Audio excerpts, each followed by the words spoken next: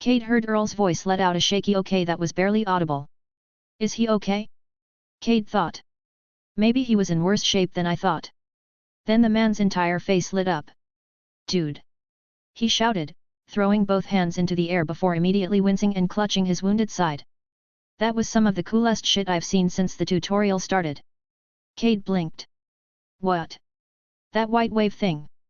Earl said, practically giddy despite looking like he was one good hit away from collapsing.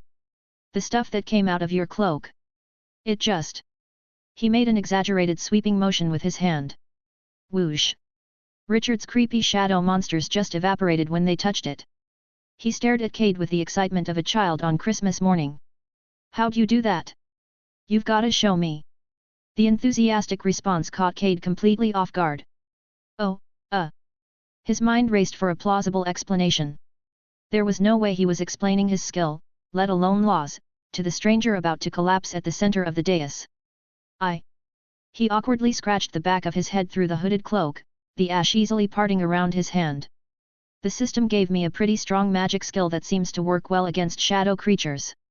I've been practicing with it since the beginning of the tutorial. The lie felt clumsy the moment it left his mouth, but it was the best he could do in the moment, and apparently Earl didn't notice. Or maybe he simply didn't care enough to call Cade out on the obvious lie. Damn! The muscular man said after letting out an appreciative whistle. Maybe I should have spent more time looking through the class options before picking mine. I chose Berserking Behemoth. I already had anger issues before the system. Turning my rage into a strength instead of the weakness it'd been for most of my life sounded right up my alley. But maybe one of the other classes would have come with some badass magic. I dunno. I'm pretty happy with my class as is, but that magic of yours sure is fucking cool. The way it just took Richard's shadows out like they were nothing. Definitely better than any of the other mages I've seen so far.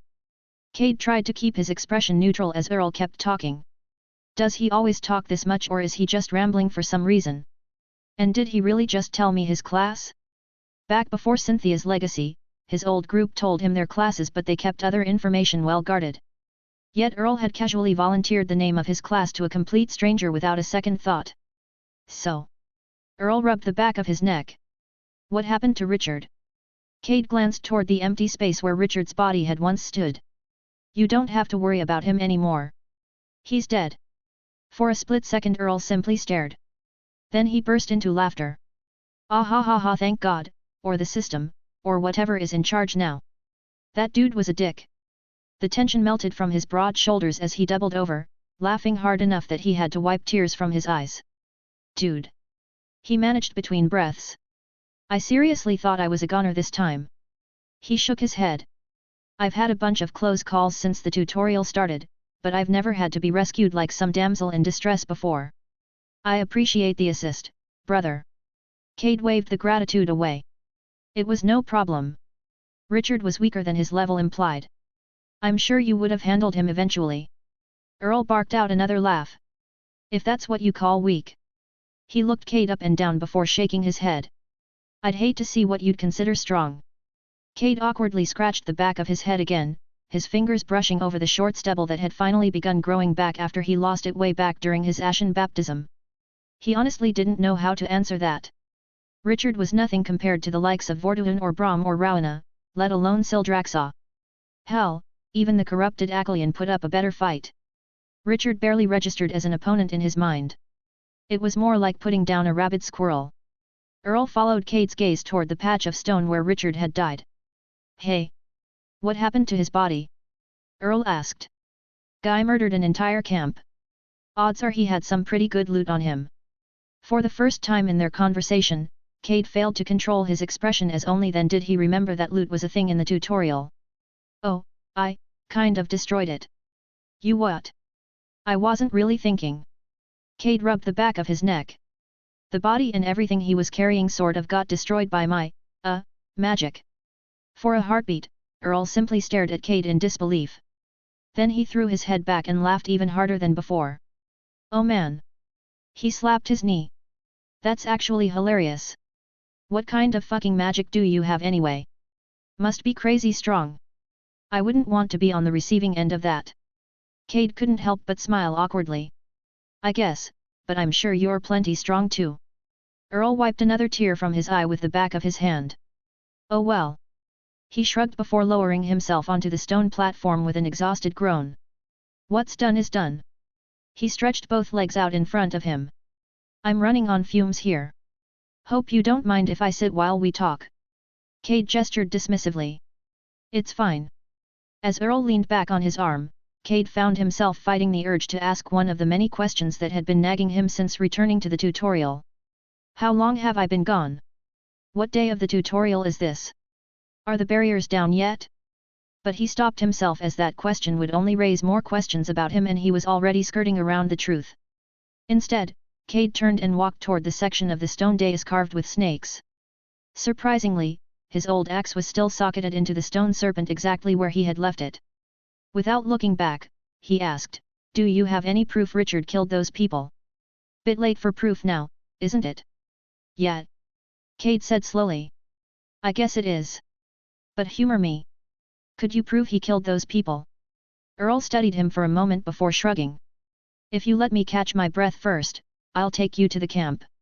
Fair warning though." The humor vanished completely from his voice. "It's a pretty gruesome sight, and that's coming from an ex-vet. I've seen some shit and even I was uneasy about the carnage." Earl paused for a moment before continuing.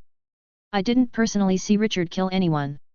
But he admitted it after he crept out of the woods when I was looking around the camp.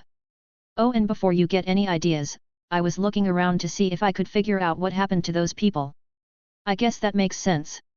I'd still like to see it though. With Richard dead we can spend some time searching to see if someone survived. People could have hidden or managed to slip away or something." Earl shrugged.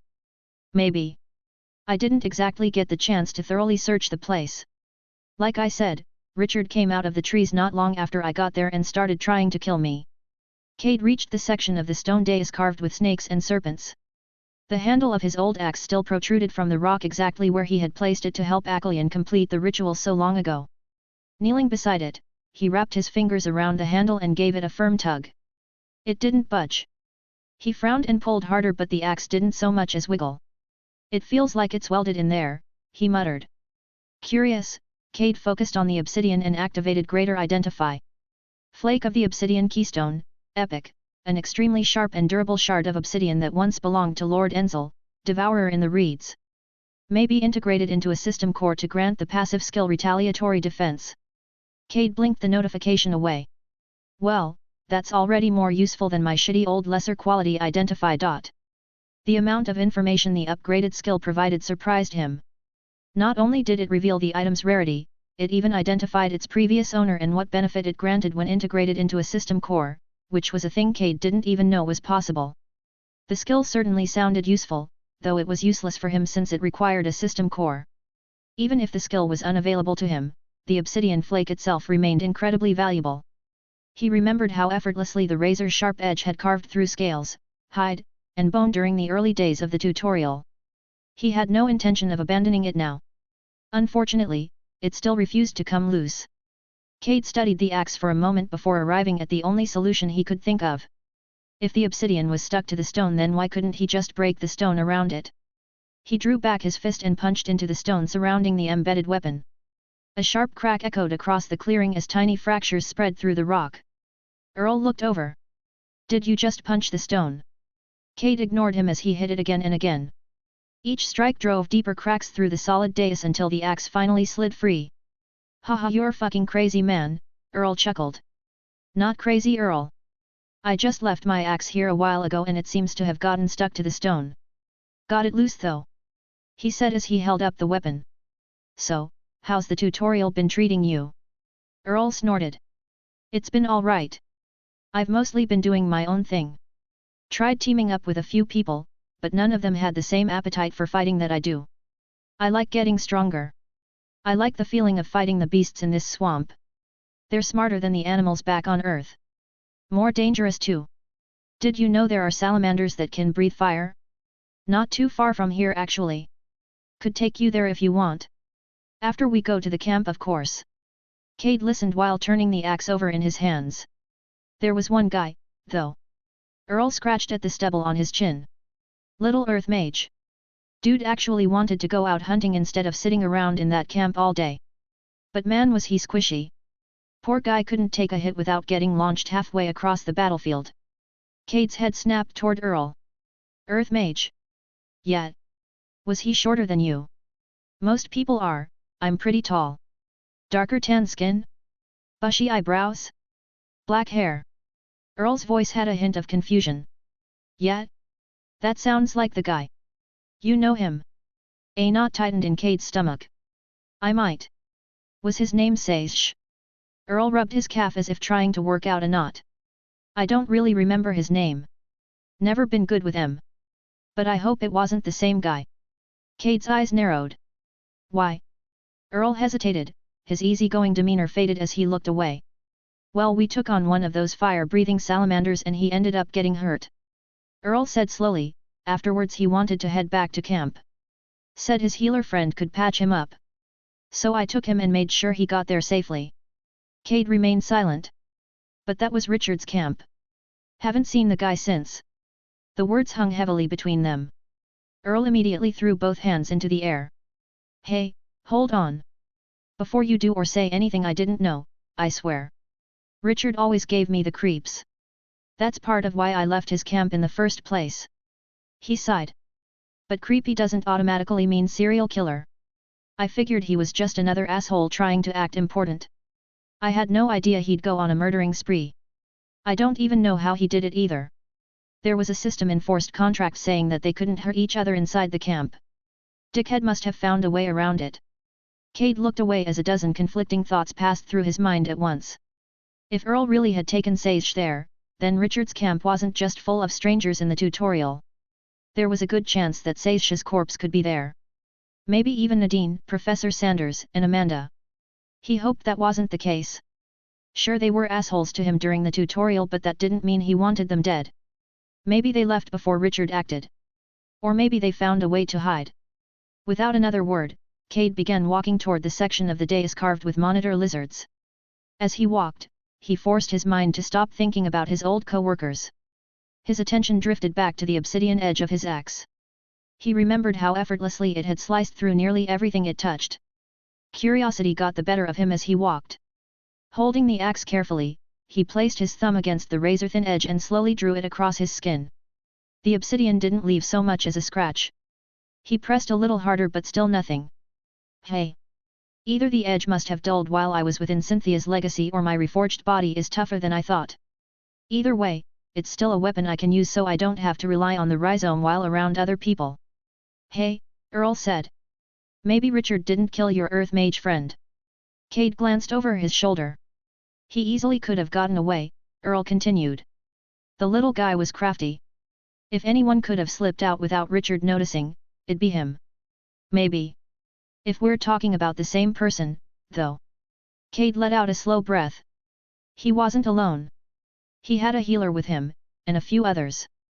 I doubt they'd split up. Earl's expression fell. Yet. They might have gotten lucky, Cade said, but his heart wasn't in it. The two fell silent again. After a few moments, Earl sighed. Well, we can go check. Just give me another couple minutes. My stamina's still coming back. Cade nodded. Take the time you need. I still need to grab something. He continued toward the opposite side of the stone dais until he reached the section he was looking for. Resting within the largest carving sat a familiar mint green gemstone shaped like a perfect teardrop. The primordial bead dewdrop. He smiled. So you're still here as well. Cade focused on the gemstone and activated Greater Identify. Primordial bead dewdrop, epic, a single bead from a much larger gemstone capable of restoring and replenishing those who hold it. Once belonged to Lord Tegzeran, Burrow Warden of the Bloom. Effect, restores 300 health, stamina, and mana. Cooldown, 8 hours. He read through the description twice before mentally dismissing the window. So that's how it worked. Back during the first few days of the tutorial, the dewdrop had seemed miraculous. Every pulse of soothing green light had completely restored him, allowing him to push himself far beyond what should have been possible. Now he understood why. Back then, none of his resources had exceeded 300. He pulled up his status. HP, 1430/1430. SP, 1053/1100. MP, 1485/1485. 300 wasn't insignificant, but it also wasn't overwhelming anymore. Even so, Cade had no intention of leaving an epic treasure embedded in the stone dais. He rolled his shoulders before drawing back a fist. His knuckles slammed into the rock and a loud crack echoed across the clearing. Stone splintered beneath the blow. Earl just stared as Cade hit it a second and then a third time. The weathered stone surrounding the dewdrop fractured until the gemstone finally loosened with a satisfying pop. He plucked it free and brushed the dust from its polished surface. Behind him, Earl let out a low whistle. "You know," he said slowly, "I don't think I've ever seen someone punch stone apart with their bare hands. Are you sure you're a mage?" Cade looked back. "Oh, yet. The stone is softer than it looks." Earl barked out a laugh. "I like the way you solve problems. Just hit 'em until they're not problems anymore." Cade walked back toward the exhausted man and as he came within arm's reach, he extended a hand. "Ready?" Earl eyed the offered hand but didn't take it right away. "I'm still pretty tired." "You'll be fine. You sure you don't mind waiting another minute?" "Trust me, you'll feel much better once you're on your feet," Cade said with a wry smile. With a reluctant shrug, Earl grasped Cade's forearm. Cade tightened his grip and effortlessly pulled the larger man to his feet. The instant Cade's hand connected with Earl's forearm, the primordial bead dewdrop resting in his palm pulsed. Soft mint green light spilled between them and Earl's eyes widened. The cuts along his forearms visibly closed. Bruises faded. His breathing steadied as fatigue melted from his face. "What the?" They released their grasp and Earl flexed one arm before touching the spot where one of Richard's shadow creatures had torn through his now healed shoulder. The wound was completely gone. Earl looked from his healed arm to Cade, then down to the faint green glow fading from his clenched fist. "What the hell sort of magic is that?" "It's not magic." "Well, not my magic at least." He held up the bead for Earl to inspect. "It's an item I found earlier in the tutorial." Earl leaned closer. "You've had that this whole time?" Cade shook his head. "No, I just picked it back up. I left it here for safekeeping just like the axe." Earl stared at the gemstone for several long seconds before looking back at Cade. His mouth opened, closed, and opened again. Cade could practically see the avalanche of questions forming behind the man's eyes. "Just who the fuck are you? And why did you leave magic items like that stuck in the stone here?" "I told you earlier, I'm Cade Whitehollow. Now, let's head to that camp. We can talk more on the way. If there are any survivors, they might need our help." Cool. Before we go I just have one question." "Shoot," Cade said. "If we're going to look for survivors, wouldn't it be best to put some pants on first?" Cade stared at Earl. For the first time, the large man actually looked nervous. Earl cleared his throat and shifted his weight from one foot to the other. "Now, personally, I got no problem with a man walking around au naturel. You do you. But, some people might be a bit more uptight about that sort of thing." Cade kept his expression blank. For several long seconds, neither of them spoke. Then he looked down at himself. His white cloak hung around his body in loose, flowing folds, shimmering faintly as tiny motes of ash drifted along the edges. "I thought my cloak covered everything." Earl winced. "Yeah. Totally." He hesitated. "Well, it covers most of you, most of the time." Cade slowly looked back up and made eye contact with Earl. "Explain." "Well," Earl scratched at his arm. "When you're standing still, it pretty much covers everything. Very mysterious. It's a good look. Real intimidating. But when you move fast, or when you do that cool swirly whoosh thing," he grimaced. "Your branch and berries are out there for everyone to see." For a moment, Cade's mind went dead still. He had spent so long inside Cynthia's legacy without clothes that he honestly hadn't thought about it after returning.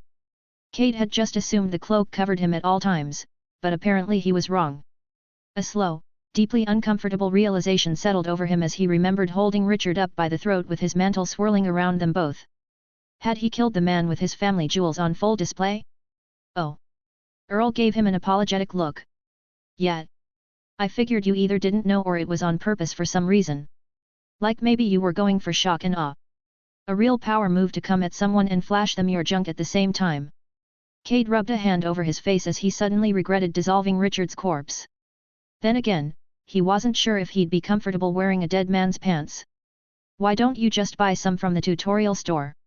Earl asked. A normal pair without enchantments should be cheap. For a moment, Cade considered telling him that he couldn't access the tutorial store. But the thought died almost as quickly as it formed. Telling Earl would raise too many questions. It would lead to system cores, classes, professions, and everything else Cade wasn't ready to explain to a man he had just met.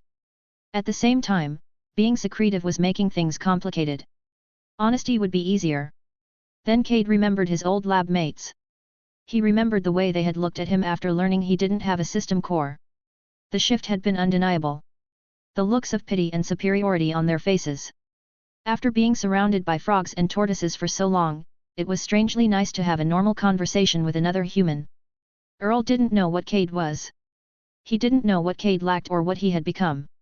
For now, Earl just treated him like a strange guy who had saved his life, and he didn't want that dynamic to change. There we go, Earl said, interrupting Cade from his thoughts. He reached out in front of himself, and a folded bundle of light grey fabric abruptly appeared. Cade blinked in surprise. One moment, Earl's hand was empty. The next, he was holding a neatly folded pair of sweatpants. Hey! Earl held them out with a sheepish grin. Figured I'd just buy 'em for you. Least I could do after you saved my life. Thanks, Cade said as he accepted the bundle and activated Greater Identify. Light grey sweatpants, common, a common pair of sweatpants resembling the casual athleisure fashion of pre-system Earth. They offer no meaningful protection but are extremely comfortable. He quickly slipped them on beneath his cloak before letting the white mantle settle naturally around his legs once more. Much better, Earl said with an approving nod. Now I don't gotta worry about warning the next people we run into that you're not a perv who likes to fight in the buff. Cade shook his head and let out a small chuckle. I appreciate it. Nah, don't mention it. Earl waved dismissively. They were only 1 credit. I'll make that back the next time I kill a beastie.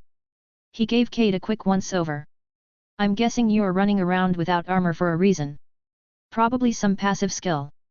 I have one that gives me a small amount of extra stamina regeneration as long as I don't wear heavy armor. I figure you've got something similar going on. Then again, I've never heard of a mage getting bonuses for fighting completely naked before. But I also haven't really spoken with too many mages. Cade let the larger man ramble on. It was strangely refreshing after spending so long listening to Vorduin patiently explain cultivation or discussing things way beyond him, like the birth of the system. Earl's stream of consciousness felt somewhat normal in comparison. When Earl finally paused long enough to breathe, Cade interrupted. We should probably keep moving. Oh. Earl slapped his forehead. Yeah, right. Camp's this way. He walked toward the edge of the stone dais before bending down to retrieve a broad-bladed axe. I dropped this when I saw you. He hefted the weapon onto one shoulder. Honestly, I thought I was gonna have to rescue you from Richard. He laughed. Who would have thought it would be the other way around? Cade smiled faintly as the pair set off through the swamp. Towering cypress trees stretched overhead, their moss-covered branches filtering the midday sunlight. Thick roots twisted through stagnant pools while various creatures croaked and growled somewhere deeper within the swamp. Then Earl suddenly stopped. About 30 yards ahead, something the size of a small truck lumbered across a small muddy clearing. Cade activated Greater Identify. Razorback Snapper level 21. Highest attribute, Endurance, 118. A heavily armored solitary predator of the swamp. Its powerful jaws can shear through stone and its long neck can make frontal assaults exceptionally dangerous. Beside him, Earl grinned. I wanna take that thing on. It's higher level than me, so it'd be decent experience. Cade raised an eyebrow. Weren't you knocking on death's door less than an hour ago? Pfft. I'm fine. Earl said as he thumped a fist against his chest.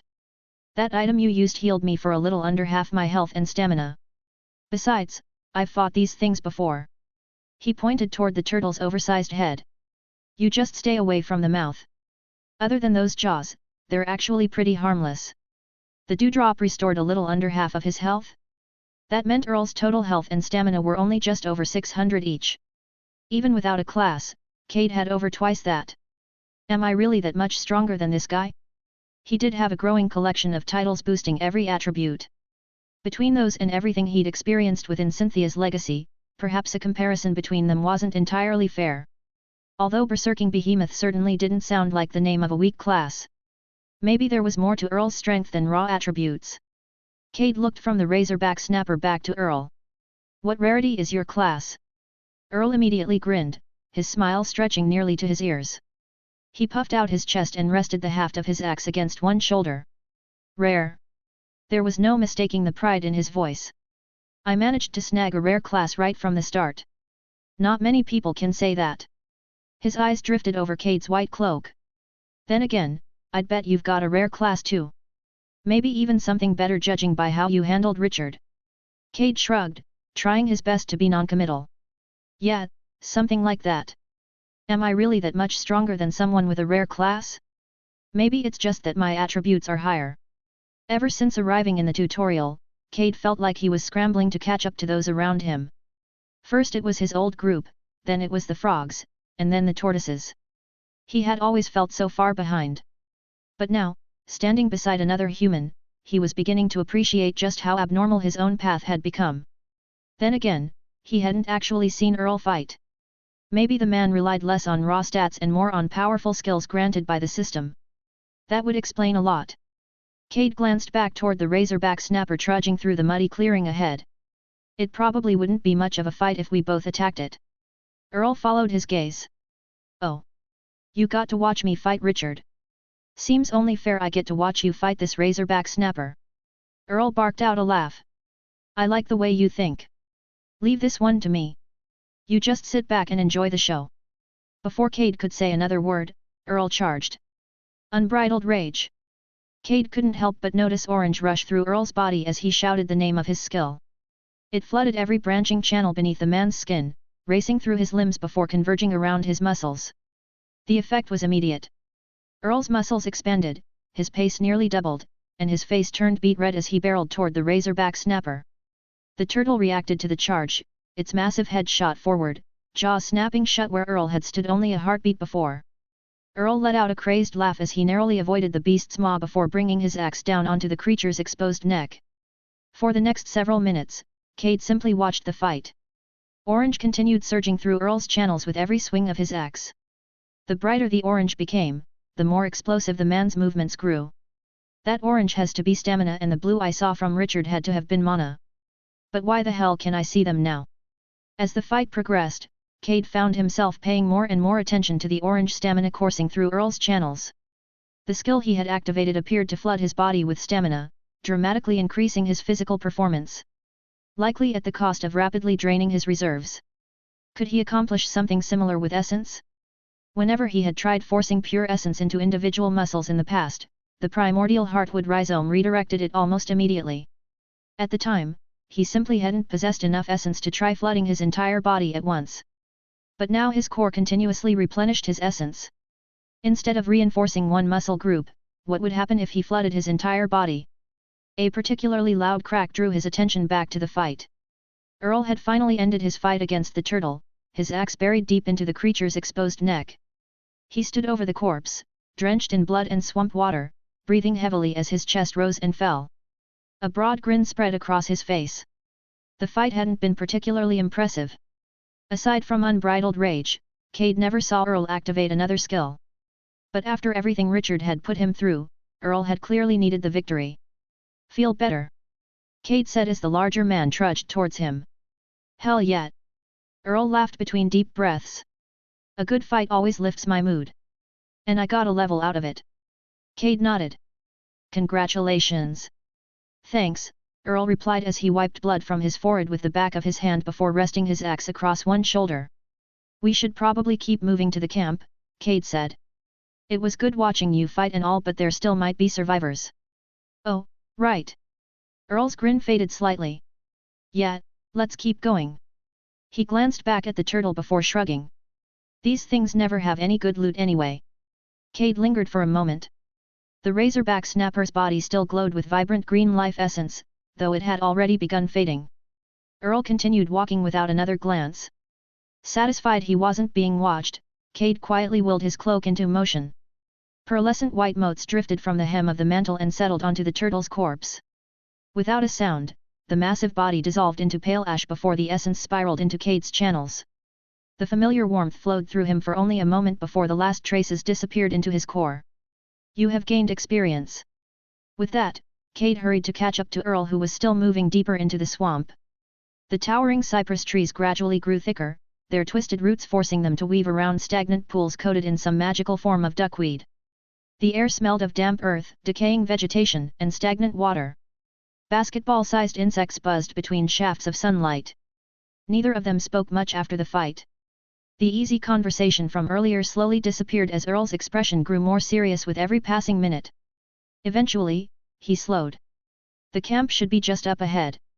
His voice had lost its earlier enthusiasm. Brace yourself. It ain't a pretty sight. About a minute of walking later, the trees began to thin. Light spilled through the foliage ahead, revealing a broad clearing beyond. Earl stopped so abruptly that Cade nearly walked into him. The color drained from the larger man's face. Without taking his eyes off the clearing, Earl slowly lowered himself into a crouch.